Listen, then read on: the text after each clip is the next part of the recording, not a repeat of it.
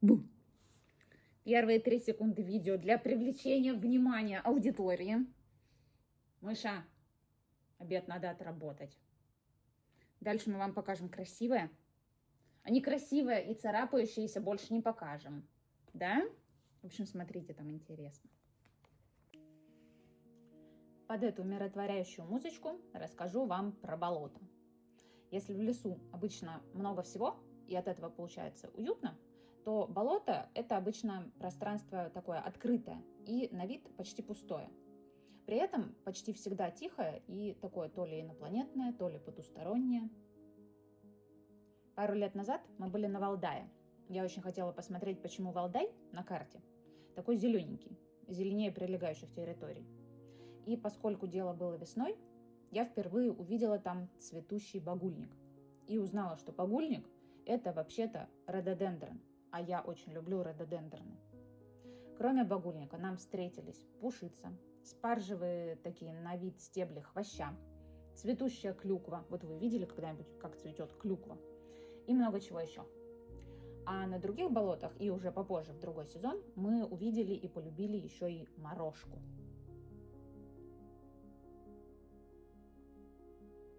В то время я как раз тренировалась собирать паттерны и осваивала акварель.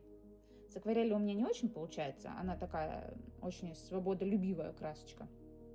Поэтому я решила не пытаться рисовать растения целиком, а рисовала отдельные элементы вплоть до самых мелких листиков, усиков, почек, тычиночек. В общем, все это рисовала отдельно.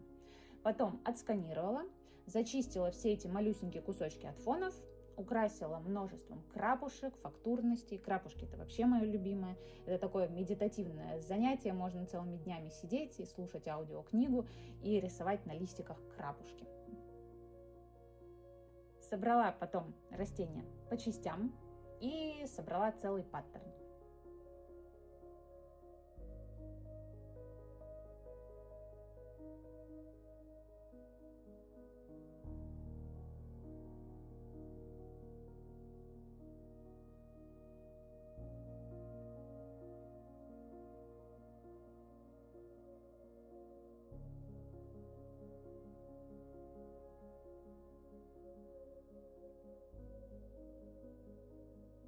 Получился паттерн, я назвала его «Болотные растения». Он такой весь насыщенный деталями. Я такое долго разглядывательное очень люблю. Это как узоры в детстве на ковре настенном. Примерила я этот паттерн акцентными стенами в интерьерах, на ткани, на аксессуары. Такой шикарный, смотрится везде классно.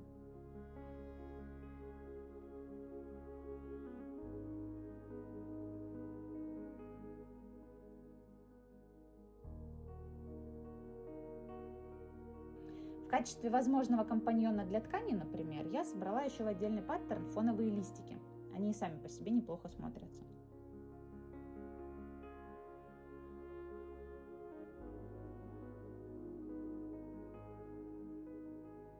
Из любимой морожки тоже попробовала собрать паттерн, но он как-то мне не очень нравится, может быть, когда-нибудь его доработаю.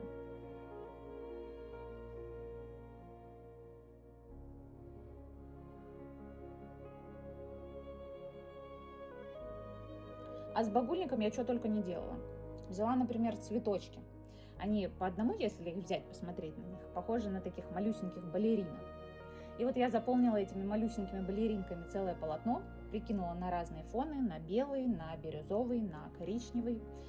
И получился такой простой, но очень универсальный летний принт в цветочек.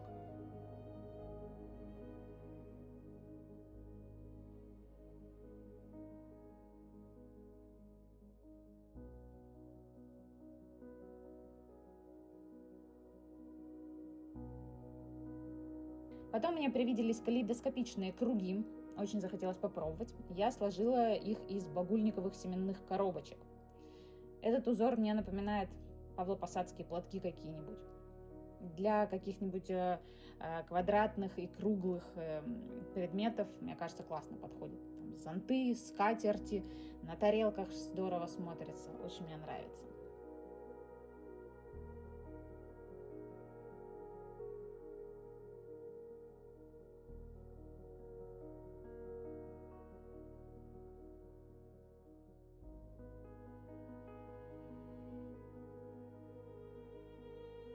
Попробовала сделать еще классическое расположение цельных веток багульника.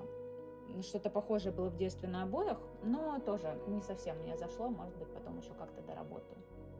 Потом я снова вернулась к калейдоскопичным кругам и сделала из самых маленьких багульниковых веточек такие хвойные круги. Смотрится вот именно хвойно и как-то даже по-новогоднему. Для праздничной упаковки, мне кажется, классно подойдет, правда? Вот такая получилась история о том, к чему могут привести прогулки по болотам. Если было интересно, подписывайтесь. Буду рада вашему вниманию.